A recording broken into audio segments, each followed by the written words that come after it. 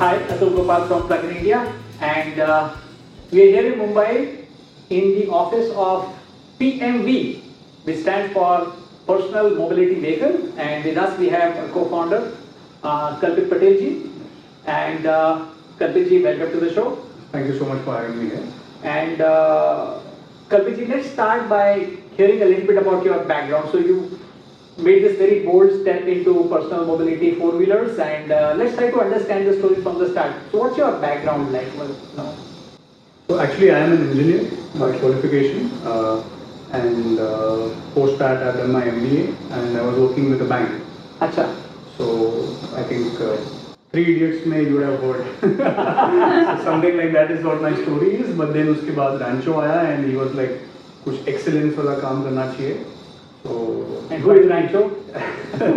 You or someone else? So let that question be unanswered. Okay. Yeah, so I mean, jokes apart, see the idea was always, I mean, it has always been, even when I was working in the city, the idea was always to add value and contribute in a way, you know, where there is a sizable output from a small input. So here also the idea, when I first started off back in 2016, Okay. the idea was not to build a business. The idea was to have a sustainable alternative which is right-sized mobility for the everyday use case, purpose built for the everyday use case. So when I started back in 2016, I had no idea that there is actually going to be a business, which is why we actually formalized the company only after making 3 prototypes and about 2.5 years of work. So, but yeah, I mean, that's how we started. Great. So 2016 is, like you said, then you kind of started off. First thought of the idea of the right side. Right. So you quit your Citibank job in 16, or you waited for some more time? So actually, I quit Citi about in 2015. Acha. And after that, I was working for a small company which was into imports of building material products. Okay. And that is when, you know, I basically started to learn. So the idea is very simple. I mean, I used to travel from Borivali to Borega, which is a distance of about 10 kilometers. Right. And it used to take me about 60 minutes. By car? By car. Okay. And I was a solo driver most of the time, because obviously you're going to an office, which is how it is the case for everybody. Right. Almost everybody, right? Okay. So that is how it started. That this is not the right way to travel every day. I mean, you can't spend 60 minutes just reaching your office. Sure. Sure. So that is how the idea started. Originally, I was just thinking that let's see what we can build. Right. So that way we started. We made one prototype. We made the second one. We made the third one. So the first prototype, was it four-wheeled or? No. So actually, when we first started building this, four-wheelers in this small car category was not allowed as per Indian regulations. Okay. So we had to necessarily look at a three-wheel option. Right. And it was a reverse strike. It was a reverse strike. It was a reverse strike. So 2 wheels up front and 1 wheel in the back. And yeah, so that is how it was. Four-wheeler. So how did the fourth wheel get added? So the fourth wheel got added all thanks to Bajaj. Okay. As I would admit. Thanks, Rajiv. Yeah, thank you so much, Bajaj, for actually pushing and getting the regulation approved from the government side for the quadricycle category. So when that happened, we thought that, you know, Indian consumers are used to seeing the fourth wheel on their vehicles. So let's not deprive them of the fourth wheel, and that's when we added the fourth wheel. The design at that time was vastly different than what it looks like now. Obviously, we had like multiple iterations of the same. And from what feedback that we have got on the design, I think we have done few things very well in terms of the design. Like what? Yeah. So one of the things that we got feedback from the consumers when we were speaking to them is that whatever that you design cannot be funny looking, cannot be something that's sci-fi, cannot be something that is really standing out. I mean, you want to stand out, but you don't want to stand out in a very odd way, right? Right. So our objective when we first put pen to paper was that it has to look contemporary, it has to look a regular vehicle, it has to be see, the concept itself is new, right? Two-seater, especially one behind the other. So we don't want to put off the customers by giving a very quirky kind of a design or doing some weird thing on the vehicle. Sure. So it was always driven with a clear-cut mindset that the design has to be subtle.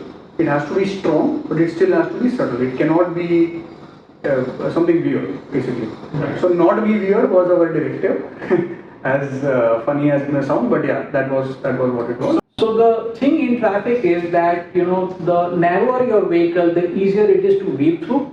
So the width has been kept at a very, very kind of comfortable 1 meter. But with a 1 meter width, you cannot have two passengers sitting next to each other. So what happens in the PMV is you have the front driver sitting alone, and you got an occupant behind, which I can kind of think you can see two people, but I think you might just kind of legally make it permissible for one. Is that right? Correct, yes. So I mean, we'll see if we can squeeze in two people in terms of the legality. We will try to do that. Right. But comfortable seating, I guess one adult and a child would be more likely. Okay. Tell me, what's the difference between a quadricycle versus a car? You know, so for the layman who doesn't understand the semantics of this thing, can you just take us through a minute about what's the essential difference between the two? Right. So there are like every vehicle that has to be driven on road has to have a type approval, and as per CMVR we have to classify every vehicle in one or the other classes. The regular cars that you see on the road are called M1 technically. Okay. The one version lower and which is particularly built for the everyday use case, which is the intra-city vehicle, is called the L7. So this vehicle, the EaS-E, is going to be in the L7 category. There are some weight restrictions, and there are some speed restrictions, and there are some power restrictions on the vehicle. So a quadricycle cannot exceed in terms of the overall weight of the vehicle more than 450 kgs without the battle packs. It cannot travel more than 70 kilometers per hour as per regulation, and it cannot have a motor which is powered more than 15 kilowatts. So these are the three restrictions which are there in classifying the vehicle as L7. If you breach any of these, then the vehicle has to be classified as the M1 category of vehicle. Now, one of the apprehensions that people have about the quadricycle is safety. And we'd like to know what kind of work have you done which is related to safety? How does your PMV become a safer car given that it's a quadricycle?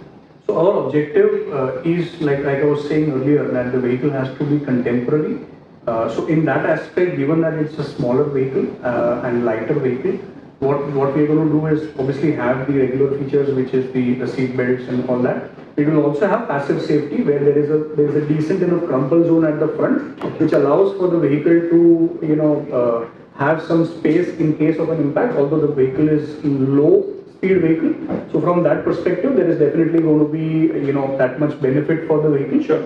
In the higher end of the vehicle, we may also try to offer something like an airbag or something. Okay. But that is obviously at a later stage, and will be in the highest version of the vehicle. Okay. Now, one of the most important things in electric vehicles, and especially small ones, is range. Right. Right. And what's going to be the real life range? So would you like to kind of share with our viewers, because that's something which is kind of sitting in the back of the mind for everybody. And right. And with air conditioning, what's going to be the range in the Bombay-like city which we are in today? Right. So typically, from what we have understood from consumers, what is the kind of everyday range that people expect, the kind of everyday use that they have. Largely, most people will have somewhere around 40 to 50 odd kilometers higher side in terms of everyday commute.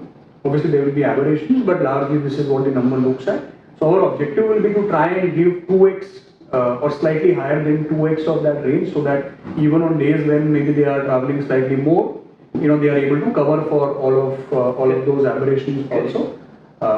So that is typically the ballpark figure that we are looking at. So a real life range of 80 to 100 kilometers, which is probably what my Duo. No, so typically we would look at somewhere around 120 odd kilometers. Real life. With AC on. With AC on. That is the target that we have. Right. Obviously, every drive cycle, every change in terms of how somebody drives, fast acceleration, fast deceleration, continuous braking, and all that will obviously impact. But I'm saying on an average, that is the target that we have of about 120 odd kilometers on a single charge. Right. Okay. Now, tell us a little bit about the battery. Because what kind of kilowatt hours, what kind of chemistry, because that's also, with a lot of safety related to the battery, so maybe viewers would like to know about that also. Right. So the cells are going to be LFP, lithium iron phosphates. They are obviously better for the Indian weather condition. In terms of the capacity of the battery pack, we'll be looking at somewhere around 8 to 10 kilowatt hours, depending on the range options that we want to give. What kind of life can you expect out of the battery? Is that something that you thought about right now? So that is in fact one of the critical aspects that we feel will decide if a particular product will do well or not, because while electric vehicles have a low cost of operation, but if you have a battery pack which has to be replaced very soon, then it just ends up being more expensive, right? Yes. So from that perspective, our target is that we give decent enough warranty. While I cannot give a number right now, but we are working with partners who can give us a solid warranty on the battery packs, which will allow the consumer a certain sense of confidence before they actually buy the product. So Kalpit, you have a fairly interesting design where it's a two-seater but a four-door. Right. So one would have expected that two doors are usually enough. So did you think about kind of deleting those two doors, and what kind of was the thinking going on? So actually we tried multiple alternatives. We tried just the two doors at the front. We tried offset doors. We tried alternative doors. And we tried everything that was possible. Okay. But what we came about to conclude was that it just did not fit in well. It was not harmonious. Right. Somehow it just was something weird, and which is something that we did not want to do, right? It should not be weird. So we finally decided that let's go with the conventional thing, and also obviously with the two door and the option to get down on both the sides, obviously it helps the consumer, because all this while we have actually been dropping on the traffic side of the road. It's actually not the right thing to do, So I think with this option where you can drop down on both the sides of the road, you can actually drop down on the footpath side of the road, which is more safer. So I guess that is something that we decided finally. Plus, and I can already imagine Top Gear being very happy about the fact that you don't need to have a separate model for Europe and separate model for UK. That's absolutely a valid point. Yes. Okay. Right. So a lot of people are obviously interested in two more things. Correct. Which is one, what kind of budgets, price-wise, are we looking at for the car? And if you answer that, I'm going to ask you the last question probably for the day. So can we have a rough indication of? I would say that don't expect it to be too cheap, because it is not a cheap car. It is going to be slightly on the premium-ish side. See, the idea is to actually, so one of the things that we wanted to do was help increase the appeal of this concept of PMV, personal mobility vehicles. We have all seen SUV, sedan and hatchback and all that, right? We need this category called PMV. And if we make it something that is found wanting in terms of how it performs or in terms of how it looks and all of that, the consumer acceptance is going to be limited, right?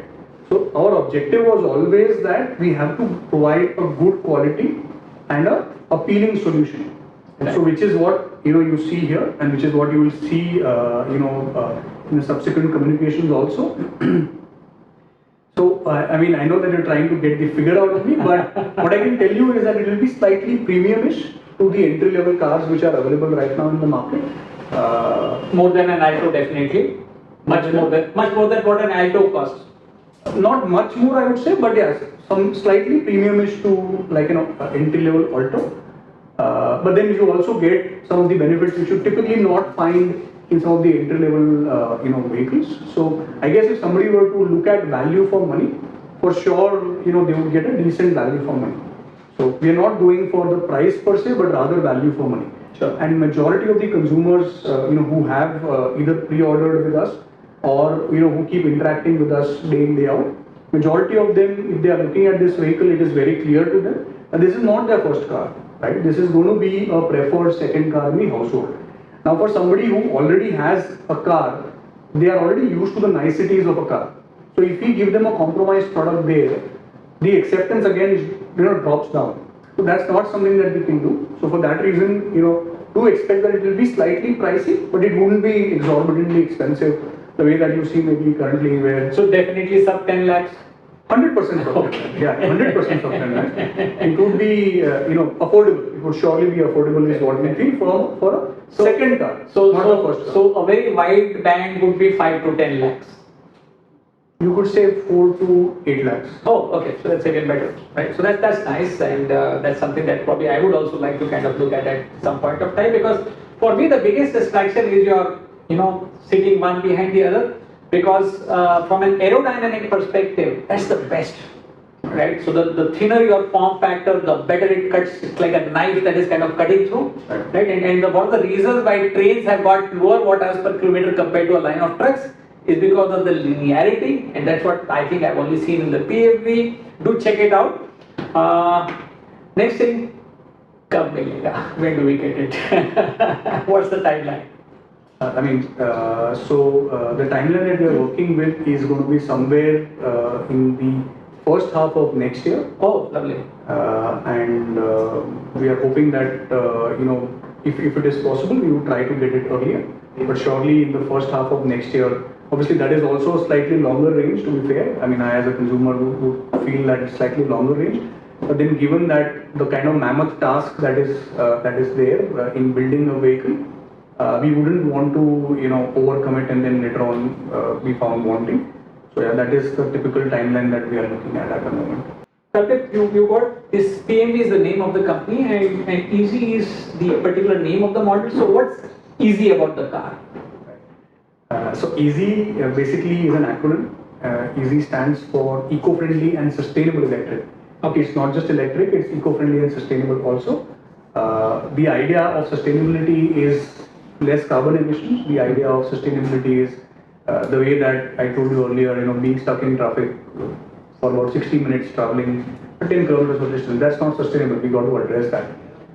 Trying to find a parking spot. Typically, we take anything between 5 to 15 minutes just to find a parking spot. Again, not sustainable.